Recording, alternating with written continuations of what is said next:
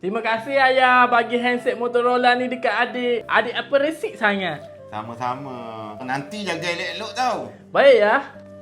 Wah, handset ni ada kamera ya. Nanti jangan rakan yang bukan-bukan pula tau. Baik ya. Ayah, dah kenapa bagi handset bagai dekat adik ni?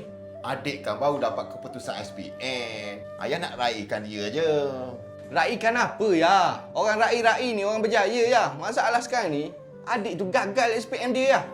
Ayah nak rai, ayah tengok tu. Anak si Simin tu ya. Dia berjaya, dapat straight A. Tapi ayah dia tak rai dengan handset-handset ni.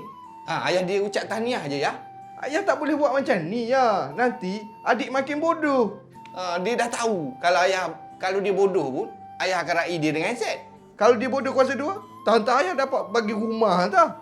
Abang, kita tak boleh nak banding-bandingkan kita dengan orang lain. Lain orang, lain cara dia.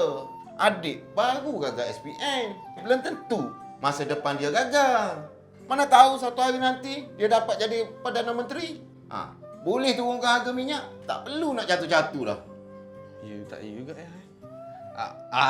Abang bukan apa ya. Abang takut ayah menyesal je di kemudian hari. Abang, masa tahun 1840, ayah pun gagal SPM. Tapi atuk kau orang bagi juga telefon tank yang ada tali tu untuk ayah.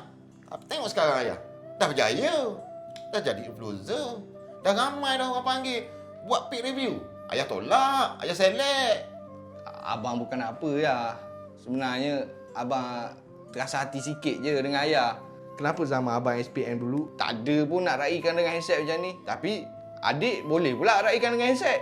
Abang baru tingkatan 3 tau. Adik dah tingkatan 5. Iya ke? Iyalah. Kalau macam tu, abang hari tu tembak lah. Oh. Moral of the story dia, bang.